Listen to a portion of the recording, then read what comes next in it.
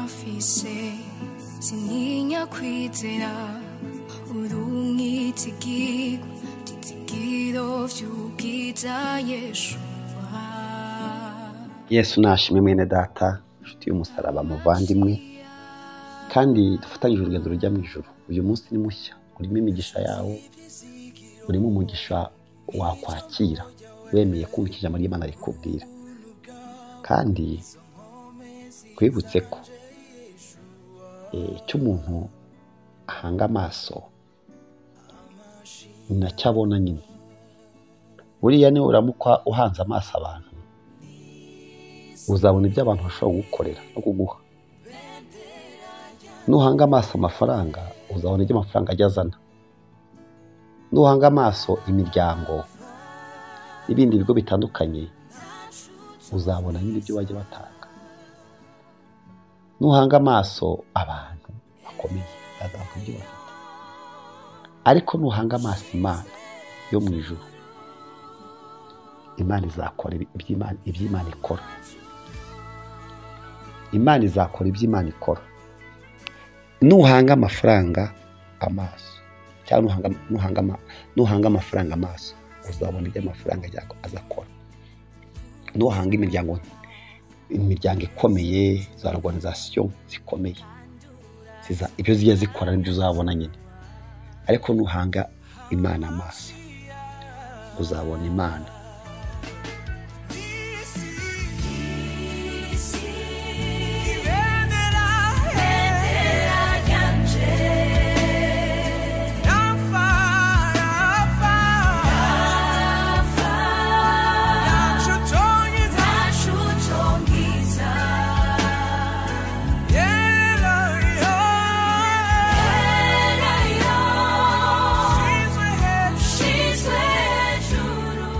Impamvu Zaburi 32 ivuga ku murongo waho wa 6 haravuga ngo mutima wanjye turiza Imana yonyine kuko ariyo byiringiro byanjye bituruka. Niyo gitare cyanjye yonyine n'agakiza kanjye ni igihome kirekire kinkingira sinzanyeganyezwa. Urumva uyu muntu wavuze aya magambo yarazi icyo ari kuvuga. Yarimo avuga yabwiye Imana ngo Mana ndashaka guhanga Imana amaso. Ijambo rikomeye yavuze ngo niyo yonyine. Imana ifite ibintu igira bitagirwa n'amafaranga, bitagirwa n'abantu, bitagirwa n'ubwenge, bitagirwa n'amashuri. Kino gihe abantu bafata Imana bakigereranya n'ibintu. Noneho barangiza bakavuga bati byose ni kimwe. Ariko hari indwara zizakizwa n'Imana yonyine, zidakizwa n'imiti. Hari zizakizwa n'abaganga, hari ibibazo bizakorwa n'abaganga n'abahanga, ariko hari bizasigara ari iby'Imana yonyine iri bubikore.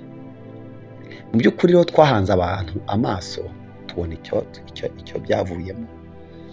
Kandi n'abaduhanga amaso muzi ko tutasubije ibyabo.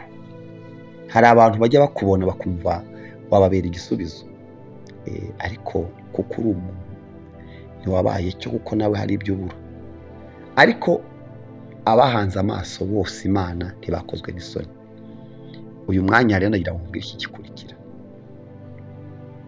Umutima wawe ufite kangahe? Imana ifite umwanya wuhe mu mutima wawe?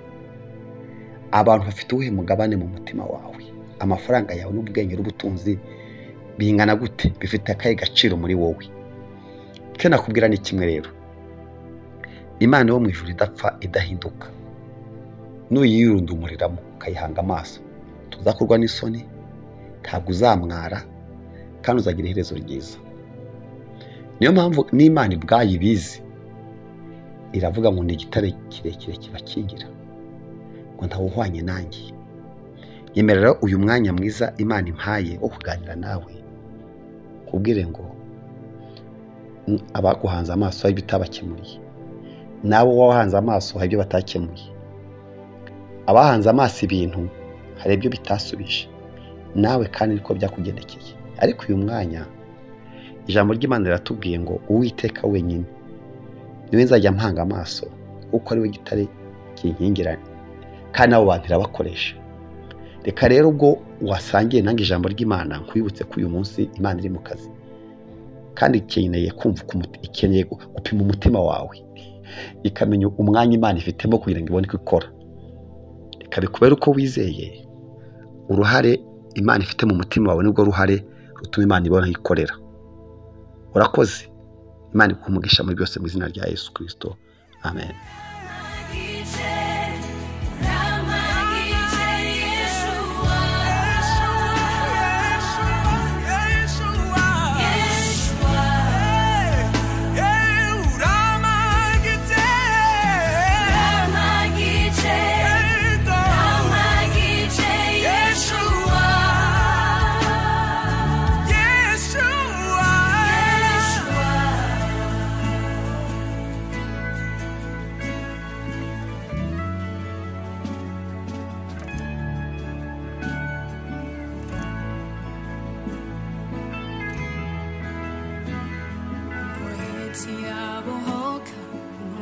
zirahumuka mw'izina rya Yeshua. Imbohe zirabohoka, impumyi zirahumuka mw'izina